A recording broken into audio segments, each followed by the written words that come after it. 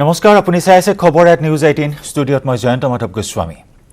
ৰাজ্যত 8 শতাধিক হোৱাৰ দিশে কোভিড-19ত আক্ৰান্ত হৈ মৃত্যু হোৱা লোকৰ সংখ্যা বৰ্তমানলৈ কোভিড-19 প্ৰাণ ল'লে 794 জন লোকৰ বৰ্তমানলৈ 1,91,397 জন লোক আক্ৰান্ত হৈছে কোভিড-19ত বিগত 24 ঘণ্টাত পুনৰ 1188 জন লোকৰ দেহত ধৰা পৰে কোভিড-19 পজিটিভ ইয়াৰে গুৱাহাটীৰ 332 যোৰহাটত 111 জন আক্ৰান্ত হৈছে Corona positivity হাৰ হৈছে 3.67%। বুধবাৰৰ দিনটোত 32,408টা টেষ্ট সম্পন্ন হৈছিল। বৰ্তমানলৈ আৰোগ্য লাভ কৰিছে 1,59,833 জন, আনহাতে চিকিৎসাধীন হৈ আছে 30,767 গৰাকী ৰোগী।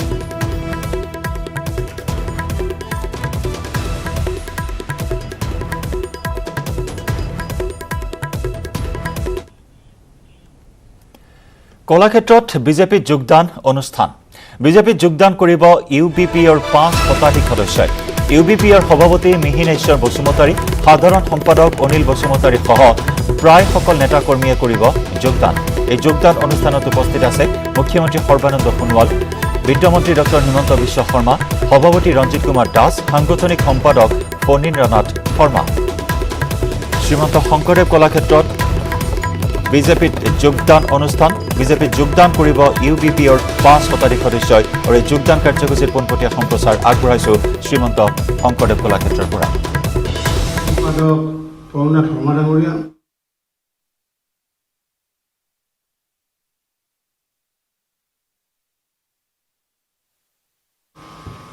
সাধাৰণ সম্পাদক তথা সাংসদ পল্লৱ লোচন দাস ডাঙৰীয়া সাংসদ প্ৰধান বৰুৱা ডাঙৰীয়া ভাৰতীয় জনতা পাৰ্টিৰ প্ৰাক্তন ৰাজ্যিক সভাপতি তথা প্ৰাক্তন সাংসদ মাননীয় ৰমেন ডেকা ডাঙৰীয়া মঞ্চৰ উপবিষ্ট ভাৰতীয় জনতা পাৰ্টিৰ ৰাজ্যিক সমিতিৰ বিভিন্ন দায়িত্বত থকা মঞ্চৰ কাৰ্যকৰ্তাসকল আৰু আজি এই শংকৰদেৱ কলাক্ষেত্ৰত ঐতিহাসিকভাৱে ভাৰতীয় জনতা পাৰ্টিত যোগদান কৰিবলৈ অহা ইউনাইটেড বড়ো পিপলছ অৰ্গেনাইজেশ্যনৰ মাননীয় সভাপতি মিহিনেশ্বৰ বসুমতাৰী ডাঙৰীয়া প্ৰমুখ্যে সমূহ ভাৰতীয় জনতা পাৰ্টিত আজি যোগদান কৰিবলগীয়া অসমৰ বিভিন্ন প্ৰান্তৰ পৰা আহি উপস্থিত হোৱা অসমৰ 21খন জিলাৰ পৰা আহি উপস্থিত হোৱা ইউনাইটেড বড়ো পিপলছ অৰ্গেনাইজেশ্যনৰ লগতে বিভিন্ন সংগঠনৰ মোৰ শ্ৰদ্ধা কাৰ্যকৰ্তা বুলি এতিয়া ক'ব নোৱাৰি পিছত ক'ম অলপ পিছত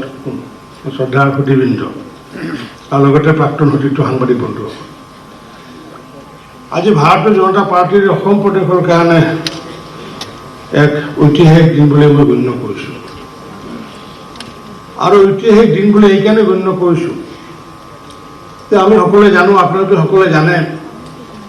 যে ভাৰতীয় জনতা পাৰ্টিত সকলো জাতি জনগোষ্ঠীৰ কাৰ্যকৰ্তা ইতিমধ্যে ভাৰতীয় জনতা পাৰ্টিৰ সদস্য হিচাপে সেৱা আগবঢ়াইছে আৰু এই সেৱা আগবঢ়াই অহাৰ ক্ষেত্ৰত অসমৰ যিমান জনগোষ্ঠী নহওক কিয় সকলো জনগোষ্ঠী বৃহৎ হাৰত ভাৰতীয় জনতা পাৰ্টিৰ লগত ইতিমধ্যে তেওঁলোকে কাৰ্যকৰ্তা হিচাপে কাম কৰি আছে আমি জানো সকলোৱে যে আজি কাৰ্বি জনগোষ্ঠীৰ যদি কথা কওঁ কাৰ্বি জনগোষ্ঠীৰ অধিকাংশ লোক এতিয়া ভাৰতীয় জনতা পাৰ্টিৰ লগত একেলগে কাম কৰি আছে আৰু সেইকাৰণে তাত আমাৰ কাউন্সিলো আছে তাত আমাৰ বিধায়ক আছে 4গৰাকী অনুৰূপভাৱে আমাৰ ডিমাচা জনগোষ্ঠীৰ যদি কথা কওঁ ডিমাচা জনগোষ্ঠীৰো অধিকাংশ লোক ভাৰতীয় জনতা পাৰ্টিৰ লগত কাম কৰি আছে ঠিক তেনেকুৱাকৈ আজি যদি মিচিং জনগোষ্ঠীৰ যদি আজি কথা কওঁ মিচিং জনগোষ্ঠীৰ সকলো লোকো ভাৰতীয় জনতা পাৰ্টিক ইতিমধ্যে আকোৱালি লৈছে কাৰণ সেই জনগোষ্ঠীৰ পৰা বিভিন্ন ধৰণৰ জনপ্ৰতিনিধি ইতিমধ্যে ভাৰতীয় জনতা পাৰ্টিৰ পৰা নিৰ্বাচিত হৈছে ৰাভা জনগোষ্ঠীয়েও সেই একেধৰণৰ তেওঁলোকৰ জনগোষ্ঠীৰ প্ৰতিনিধিও ভাৰতীয় জনতা পাৰ্টিৰ জনপ্ৰতিনিধি হৈ আছে কোচ ৰাজবংশী জনগোষ্ঠীৰো একেলগে আছে কিন্তু আমি মাজে মাজে অনুভৱ কৰিছিলোঁ আমাৰ লগত বড়ো জনগোষ্ঠীৰ কাৰ্যকৰ্তা যিটো আছে বৃহৎ সংখ্যক অন্য জনগোষ্ঠীৰ তুলনাত বৃহৎ সংখ্যক বড়ো জনগোষ্ঠীৰ কিন্তু কাৰ্যকৰ্তা নাছিলে মিত্ৰ হিচাপে হয়তো আমাৰ লগত কোনোবা লগত আছিলে কিন্তু পোনপটীয়াকৈ বিজেপি হিচাপে ইমান বড়ো জনগোষ্ঠীৰ মানুহ ভাৰতীয় জনতা পাৰ্টিত নাছিলে কিন্তু আজি যি আমি মিহিনেশ্বৰ বসুমতাৰীকে আদি কৰি যি তেওঁলোকৰ জিলা সমিতিসমূহৰ সভাপতিসকলৰ নেতৃত্বত আজি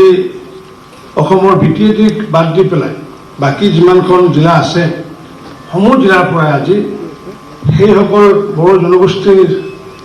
তেওঁলোকৰ তাৰ জিলাৰ নেতৃবৃন্দ আজি এটা সমাবেত হৈছে তেওঁলোকে ভাৰতীয় জনতা পাৰ্টিক আঁকোৱালি লোৱাৰ কাৰণে ভাৰতীয় জনতা পাৰ্টিৰ দৰ্শন আদৰ্শৰে তেওঁলোকে আগন্তুক দিনত ৰাষ্ট্ৰভক্তি কৰাৰ কাৰণে ৰাষ্ট্ৰৰ প্ৰতি সেৱা কৰাৰ মানসেৰে তেওঁলোকে আগুৱাই আহিছে আৰু এইটো আচলতে অকল ভাৰতীয় জনতা পাৰ্টিৰ কাৰণে নহয় সমগ্ৰ দেশৰ কাৰণে এটা উল্লেখযোগ্য ঘটনা বুলি ক'ব পাৰি গতিকে মই সেইকাৰণে আপোনালোকক সকলোকে মই হৃদয়েৰে উষ্ণ আদৰণি জনাইছোঁ আজি অকল ভাৰতীয় জনতা পাৰ্টিৰ নহয় ময়ো নিজে আজি গৰ্ব কৰিছোঁ কাৰণ এইখিনি আমাৰ কমি আছিলে ভাৰতীয় জনতা পাৰ্টিত কিন্তু এতিয়া আজি পূৰ্ণতা লাভ কৰিলে ভাৰতীয় জনতা পাৰ্টি অন্য এক পূৰ্ণতা লাভ কৰিলে আগন্তুক দিনত আপোনালোকৰ জৰিয়তে সমগ্ৰ অসমৰে এই বড়ো জনগোষ্ঠীৰ যিসমূহ ৰাইজ আছে তেওঁলোকে যদিও ভোটাৰ হিচাপে বিভিন্ন জিলাত আছে কিন্তু আমাৰ লগত একেলগে কাম কৰাৰ সুযোগ পোৱা নাছিলে বা আমিও সুযোগ দিব পৰা নাছিলোঁ বা ল'ব পৰা নাছিলোঁ গতিকে মই আপোনালোকক আহ্বান জনাম যাতে অসমৰ বিভিন্ন জিলাত থকা এই বড়ো জনগোষ্ঠীৰ ভাইসকল ভনীসকলক যাতে ভাৰতীয় জনতা পাৰ্টিৰ যাতে কাৰ্যকৰ্তা কৰিব পৰা যায় আৰু দেশ আৰু আমাৰ ৰাজ্যৰ কাৰণে যাতে তেওঁলোকে সেৱা কৰিব পাৰে সেই সুযোগ তেওঁলোকক দি পেলাই তেওঁলোকক যাতে দললৈ আঁকোৱালি আনে তাক মই আপোনালোকক মই আহ্বান জনাইছোঁ আজি আমি যিহেতু জানো যে আমি ভাৰতীয় জনতা পাৰ্টি আমি শাসন কৰাৰ কাৰণে ক্ষমতাত নাহোঁ মাননীয় প্ৰধানমন্ত্ৰী আৰু ইয়াত কলাক্ষেত্ৰৰ পৰা পোনপটীয়া সম্প্ৰচাৰ বিজেপিত যোগদান কৰিব ইউবিপিৰ 5 শতাধিক সদস্য আৰু এই মুহূৰ্তৰ আন এক ব্ৰেকিং নিউজ আমি জনাওঁ অসম গণ পৰিষদত যোগদান জনপ্ৰিয় গায়িকা কল্পনা পাটোৱাৰী আমবাৰীৰ মুখ্য কাৰ্যালয়ত অগপত যোগদান কৰে জনপ্ৰিয় শিল্পীগৰাকীয়ে সভাপতি অতুল বৰাৰ উপস্থিতিত যোগদান অগপত বিজেপি ত্যাগ কৰি অগপত যোগদান জনপ্ৰিয় কণ্ঠশিল্পী কল্পনা পাটোৱাৰী এই মুহূৰ্তৰ ব্ৰেকিং নিউজ আমি জনাইছোঁ আমবাৰীস্থিত অগপৰ মুখ্য কাৰ্যালয়ত অসম গণ পৰিষদ দলত যোগদান কৰিলে কল্পনা পাটোৱাৰীয়ে সভাপতি অতুল বৰাৰ উপস্থিতিত অগপত যোগদান জনপ্ৰিয় গায়িকা কল্পনা পাটোৱাৰী বিজেপিত যোগদান কৰিছিল কল্পনা পাটোৱাৰীয়ে কিন্তু বিজেপি ত্যাগ কৰি হঠাৎ অগপত যোগদানে যথেষ্ট তাৎপৰ্য বহন কৰিছে কল্পনা পাটোৱাৰীৰ অগপগমন বিজেপি ত্যাগ কৰি অগপত যোগদান কৰিলে জনপ্ৰিয় গায়িকা কল্পনা পাটোৱাৰীয়ে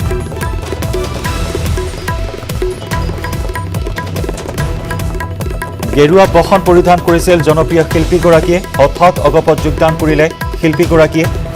কিহৰ বাবে এই সিদ্ধান্ত শিল্পীগৰাকীৰ সেই বিষয়ে আমি জানিবলৈ চেষ্টা কৰিম কিন্তু এই মুহূৰ্তৰ ডাঙৰ খবৰ আমি জনাইছোঁ অগপত যোগদান কৰিলে কল্পনা পাটোৱাৰীয়ে বিজেপি ত্যাগ কৰি অগপত যোগদান কল্পনা পাটোৱাৰীৰ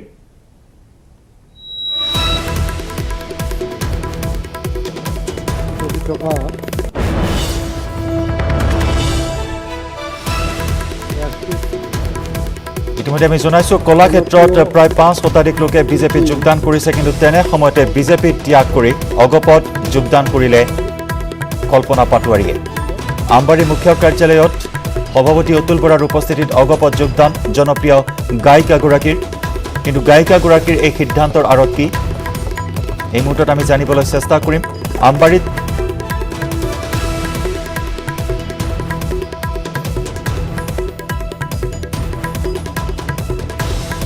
আৰু আমবাৰীৰ পৰা আমি খবৰ লাভ কৰিবলৈ চেষ্টা কৰিম কিন্তু এই মুহূৰ্তত আমি আগবঢ়াইছোঁ পোনপটীয়া সম্প্ৰচাৰ আমবাৰীৰ মুখ্য কাৰ্যালয়ৰ পৰা অগপৰ আৰু তাৰ সমান্তৰালকৈ বিজেপিৰ কাৰ্যসূচী যোগদানৰ কাৰ্যসূচী শংকৰদেৱ কলাক্ষেত্ৰত চলি আছে আমি দুয়োটা কাৰ্যসূচীৰ এই মুহূৰ্তত সম্প্ৰচাৰ আগবঢ়াইছোঁ শক্তি বৃদ্ধি পাব আৰু আমি ভাবোঁ যে কল্পনা পাটোৱাৰীৰ যি জনপ্ৰিয়তা আমাৰ ৰাজ্যখনত তথা ৰাষ্ট্ৰীয় পৰ্যায়ত সেই জনপ্ৰিয়তাৰ জৰিয়তে আমি অসম গণ পৰিষদ নিশ্চয় শক্তিশালী স্থিতিত উপনীত হ'বৰ কাৰণে আমি সক্ষম হ'ম। আৰু লগে লগে কল্পনা পাটোৱাৰীৰ যি আঞ্চলিকতাবাদ মনোভাৱাপন্ন মন, এই আঞ্চলিকতাবাদ তেওঁৰ মনত থকা এই আঞ্চলিকতাবাদৰ জৰিয়তে অসমৰ জনসাধাৰণক আঞ্চলিকতাবাদৰ প্ৰতি আকৃষ্ট কৰাৰ লগে লগে অসম গণ পৰিষদ দলক অসমৰ জনসাধাৰণৰ মাজত জনপ্ৰিয় কৰি তোলাৰ ক্ষেত্ৰত নিশ্চিতভাৱে কল্পনা পাটোৱাৰীৰ আগবাঢ়ি আহিব। আৰু আগবাঢ়ি অহাৰ লগে লগে নিশ্চয় কল্পনা পাটোৱাৰীয়ে যি উদ্দেশ্য, যি লক্ষ্য আগত ৰাখি এই আঞ্চলিক ৰাজনৈতিক দলটোত যোগদান কৰিছে, তেওঁ নিশ্চয় সফল হ'ব। মই আশা ৰাখিছোঁ কল্পনা পাটোৱাৰীৰ লক্ষ্যত উপনীত হোৱাৰ লক্ষ্যৰে তেওঁ আগবাঢ়ি গৈ এই দলটোক শক্তিশালী কৰাৰ লগে লগেই তেওঁ এগৰাকী আঞ্চলিকতাবাদৰ কাণ্ডাৰী ৰূপে নিজকে প্ৰতিষ্ঠিত কৰি অসমখনক আগবঢ়াই লৈ যাব। তাকেই কল্পনা পাটোৱাৰীৰ প্ৰতি মই আহ্বান তথা অনুৰোধ ৰাখি তেওঁৰ প্ৰতি আমি দলৰ তৰফৰ পৰা তেওঁক আদৰণি জনাই মই মোৰ চমু বক্তব্য সামৰিছোঁ। ধন্যবাদ। ধন্যবাদ চৌধুৰী ডাঙৰীয়া। এতিয়া মই চমুকৈ বক্তব্য দাঙি ধৰিবলৈ কেশৱ মহন্ত ডাঙৰীয়াক অনুৰোধ জনাইছোঁ, আমাৰ দলৰ কাৰ্যকৰী সভাপতি।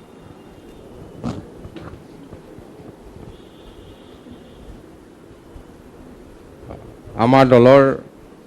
সভাপতি শ্ৰদ্ধেয় অতুল বৰা ডাঙৰীয়া, দলৰ আমাৰ জ্যেষ্ঠ নেতা শ্ৰদ্ধেয় ফণীভূষণ চৌধুৰী দেৱ,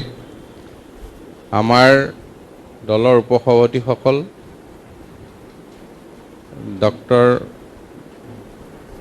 ডাক্তৰ কমলা কলিতা প্ৰমুখ্যে দলৰ সাধাৰণ সম্পাদক ভূপেন ৰয়, সত্যব্ৰত কলিতা, মনোজ শইকীয়াকে প্ৰমুখ কৰি বিষয়ববীয়াসকল, ইয়াত উপসভাপতি সুনীল ডেকা, প্ৰচাৰ সম্পাদক তপন দাসকে প্ৰমুখ কৰি দলৰ বিষয়ববীয়াসকল, ইয়াত উপস্থিত আমাৰ এই অনুষ্ঠানৰ সুধীসকল আৰু আমাৰ সাংবাদিক বন্ধুসকল, আজি আমি দলটোৰ এটা নতুন সংযোজন ঘটিব আৰু নতুন সংযোজনেই নহয়, ই আমাক দলটোক আমি ভাবিছোঁ আমাৰ পৰিয়ালৰ যিসকল সদস্য, আপোনালোকৰ সকলোৰে পৰিচিত নাম আৰু জনপ্ৰিয় আৰু লগতে আমাৰ গৌৰৱ কল্পনা পাটোৱাৰী আৰু তেখেতকে ধৰি আজি কেইবাগৰাকীও তেখেতৰ সতীৰ্থ আৰু ইয়াৰ উপৰিও আমাৰ কৃষক মুক্তি প্ৰগতিশীলৰ বিশেষ কেন্দ্ৰীয় পৰ্যায়ৰ কেইবাজনো কৰ্মকৰ্তা তেখেতসকলে যোগদান কৰিব। আজি অসমৰ গোটেই বিভিন্ন জাতি জনগোষ্ঠীৰে বৈচিত্ৰ্যৰ মাজত যিটো ঐক্য, এই ছবিখন পোনপ্ৰথমে আমি একত্ৰিত কৰিবলৈ হ'লে আমি সাংস্কৃতিক দিশৰ পৰাই আমি একত্ৰিত কৰিব পাৰোঁ। আজি সংস্কৃতিৰ সমন্বয়ে এই নতুন সাজেৰে ওলাই অহা যি জাতীয়তাবাদৰ ভিত্তিত প্ৰগতিশীল জাতীয়তাবাদ, ইয়াৰ যি ন সাজেৰে অগপ আমি ওলাব বিচাৰিছোঁ, এই ন সাজেত ওলোৱাৰ ক্ষেত্ৰত আমি আজিৰ যি যোগদান কল্পনা পাটোৱাৰী ডাঙৰীয়ানী, ইয়াত সোণতে সুৱগা চৰাব বুলি মই ভাবিছোঁ। এইকাৰণে আমি সাংস্কৃতিক জগতখনৰ মাজেৰে সকলো জাতি জনগোষ্ঠীক আমি একত্ৰিত কৰি সমন্বয়ৰ এক সংস্কৃতি আমি আগুৱাই লৈ যাব পাৰিম আৰু তাৰে এক মূল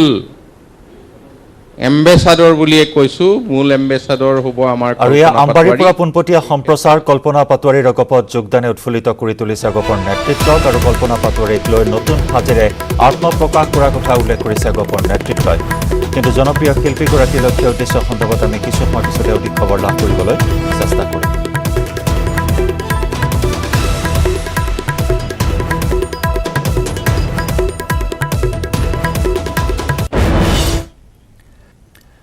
আমেৰিকাৰ বিশিষ্ট কবি লুইচ গ্লাকলৈ 2020 বৰ্ষৰ সাহিত্যৰ নোবেল বঁটা তেওঁৰ কবিতাৰ প্ৰকাশভংগীৰ সাৰ্বজনীনতাৰ বাবেই এই সন্মান অভ্ৰান্ত আৰু সুস্পষ্ট কাব্য গ্ৰন্থ যাৰ স্ফটিকৰ স্বচ্ছ আৰু নিষ্পাপ সৌন্দৰ্যই ব্যক্তি সত্তাক সাৰ্বজনীন ৰূপলৈ উত্তৰণ ঘটাব পাৰে তেনে অতুলনীয় শৈলীৰে সাহিত্য জগতক মহিয়ান কৰি মানৱৰ মহাজীৱনত উদ্বেলিত কৰি তুলিব পৰা কবিতাৰ বাবেই লুইচ গ্লাকক সন্মানিত কৰা হ'ল 2020 বৰ্ষৰ নোবেল বঁটাৰে কবিতাৰ টেকনিক্যাল সূক্ষ্মতা সংবেদনশীলতা একাকিত্বৰ গভীৰ আৰু সূক্ষ্ম বিশ্লেষণ পাৰিবাৰিক সম্পৰ্ক আৰু মৃত্যু হৈছে গ্লাকৰ কবিতাৰ অনবদ্য অলংকাৰ আমেৰিকাৰ বহু কবি সাহিত্যিক সমালোচকে লুইচ গ্লাকক সমসাময়িক কবিসকলৰ ভিতৰত শ্ৰেষ্ঠ আখ্যা দিব বিচাৰে বহুতৰ মতে আমেৰিকাৰ অতি নিৰ্ভেজাল আৰু পৰিশীলিত কবিতাৰ মালিতা লিখা কবি হৈছে লুইচ গ্লাক 1968 চনত গ্লাকৰ প্ৰথমখন কবিতা পুথি প্ৰকাশ হৈছিল 12খন কবিতা সংকলনেৰে লুইছে সমৃদ্ধ কৰিছে সাহিত্যৰ পথাৰ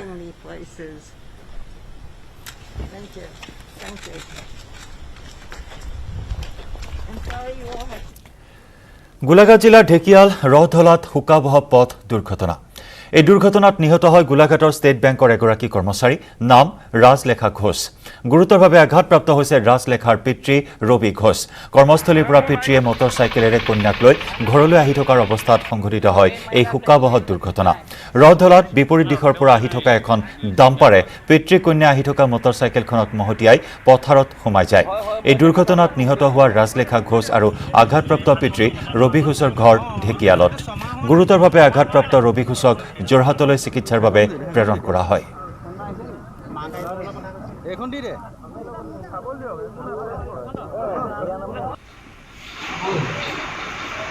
খুন্দা মাৰি মানে একে খুন্দাতে ছোৱালীগৰাকী মৃত্যু হয় আৰু বাপেকৰ মানে সংকটজনক অৱস্থাত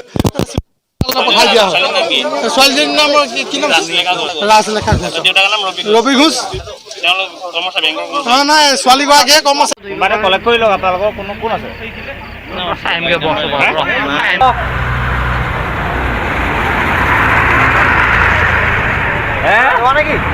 মোৰ বাইক